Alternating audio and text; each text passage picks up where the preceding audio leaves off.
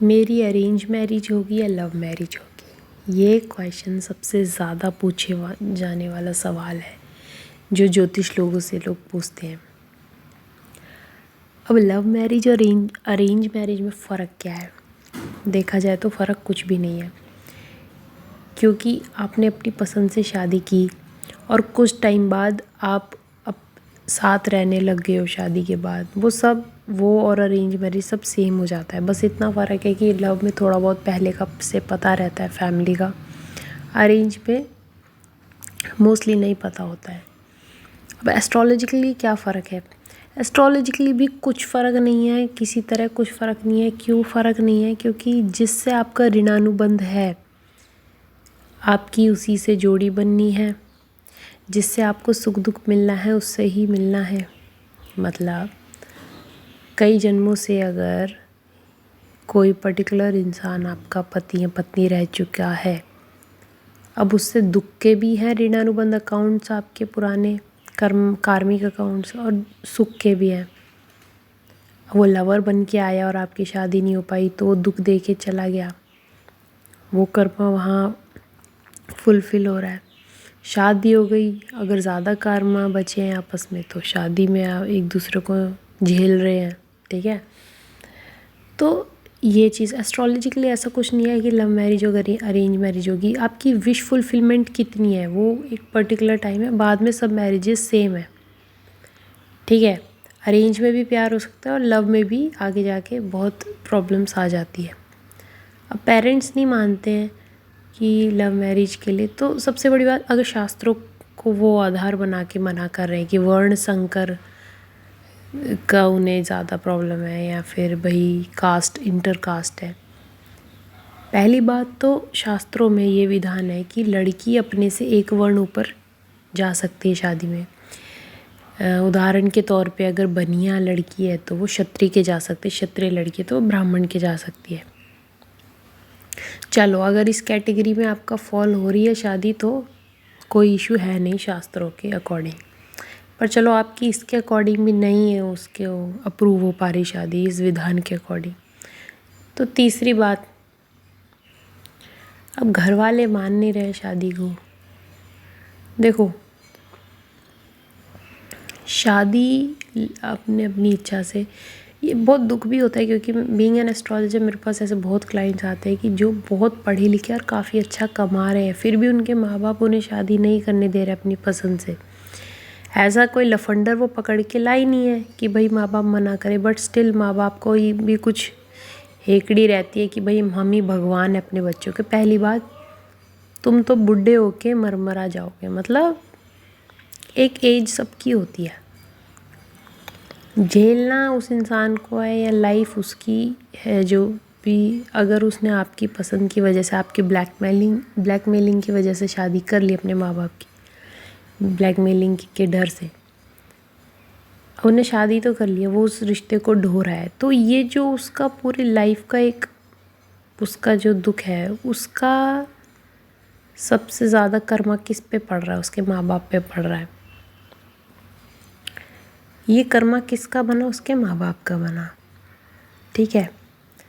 अब उनका आपस में कर्मा था, आपस में प्यार था या जो भी ऋणानुबंध था, माँ बाप ने अपने को कर्तापन ला के अपने अहंकार के कारण उनका वो रिश्ता ख़राब किया। पहली बात, ज्योतिषीय रूप से देखें तो मैंने जैसे अभी कहा, लव मैरिज अरेंज मैरिज में कोई फ़र्क नहीं होता है। लेकिन हाँ ठीक है कि अरेंज में क्या है कि पेरेंट्स का ज़्यादा रोल होता है। लव में क्या है कि पहले वो मिले, वो किसी भी तरीके से मिले, बाद में पेरेंट्स को बताते, वो माने नहीं माने वो अलग बात है।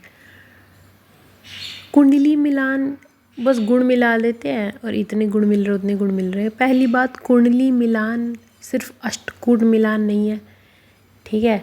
कुंडली मिलान में बहुत सारी चीज़ें, शुक्र और मंगल भी मिलाए जाते हैं, बहुत चीज़ें मिलाई जाती है। कई लोग रिश्ता मांगलिक करके छोड़ देते हैं कि भाई ये मांगलिक है, वो मांगलिक नहीं है, ये भी करके छोड़ देते हैं। तो पहली बात तो प्रॉपर किसी ज्योतिषी से सलाह लें, ठीक है। अपने आप ही सॉफ्टवेयर में अष्टकूट मिलान करके यूँ ना बोले भाई कुंडली मिल गई गुण मिल गए, नहीं, अष्टकूट ठीक है, हम खुद ही उसे कंडेम कर रहे हैं एस्ट्रोलॉजर लोग कि सिर्फ अष्टकूट काम करता ही नहीं है, ठीक है, तो उसको तो छोड़ो। मेन जो बात है वो यही है कि माँ बाप को अपने अहंकार से उठ के, क्योंकि कल को ऐसा टाइम भी आने वाला है कि भाई आ चुका है एक्चुअली कि बच्चे रोबोट से शादी कर रहे हैं, एआई से शादी कर रहे हैं, ह्यूमनॉइड से शादी कर रहे हैं। भाई तुम कौन से ज़माने में अटके पड़े हो? अच्छा, ऐसा नहीं है कि मॉडर्न हो जाओगे इंटरकास्ट शादी से, ठीक है, शास्त्रों पे मेरा भी भरोसा है, लेकिन कलयुग, हम अपने कर्मा पे ज़्यादा ध्यान दें, माँ बाप अपने कर्मा सुधारने पे ज़्यादा ध्यान दें।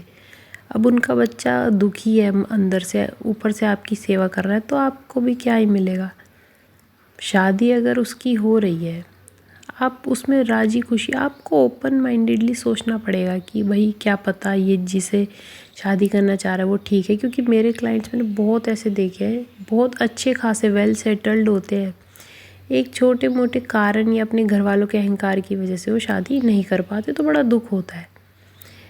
तो ऐसा नहीं कि मैं कोई अपनी भड़ास निकाल लूँ, मेरी अरेंज मैरिज हुई है पर अपनी पसंद से हुई है, मुझे कोई इशू नहीं है अपनी शादी से। बट जब मैं लोगों को देखती हूँ वो दुखी तो बहुत हैं भाई, ठीक है, और वो भी अपने माँ बाप की वजह से। और ये उनकी अच्छाई है कि वो अपने माँ बाप की कद्र कर रहे हैं, उनके डिसीजन की, पर अंदर से तो वो दुखी है ना। ये माँ बाप क्या इतना बोझा कहाँ लेके मरेंगे, मतलब कहाँ लेके जाएंगे कि उनके बच्चे इतने दुखी हैं। और दूसरे भी दुखी हो रहे ये सब देख के, क्योंकि वाकई देखा है कि बहुत प्रेम होता है पर वो नहीं कर पा रहे शादी आपस में, और लाइफ भर कई लोग मूव ऑन भी नहीं कर पाते। लाइक स्कॉर्पियन असेंडेंट्स होते हैं, वो तो मूव ऑन ही नहीं कर पाते पूरी लाइफ, तो बहुत ज़्यादा पेनफुल हो जाता है। तो मुझे लगता है कि माँ बाप को ज़्यादा समझने की ज़रूरत है। और जो छोटे बच्चियों की, उनकी बात यहाँ नहीं है, क्योंकि वो तो छोटी बच्चियाँ तो फंस जाते हैं, लफंडर को ले आए किसी को भी, ऐसे वैसे जैसे रिश्तों में 12th क्लास की या कॉलेज स्टूडेंट्स होते हैं, उनकी यहाँ बात नहीं हो रही है।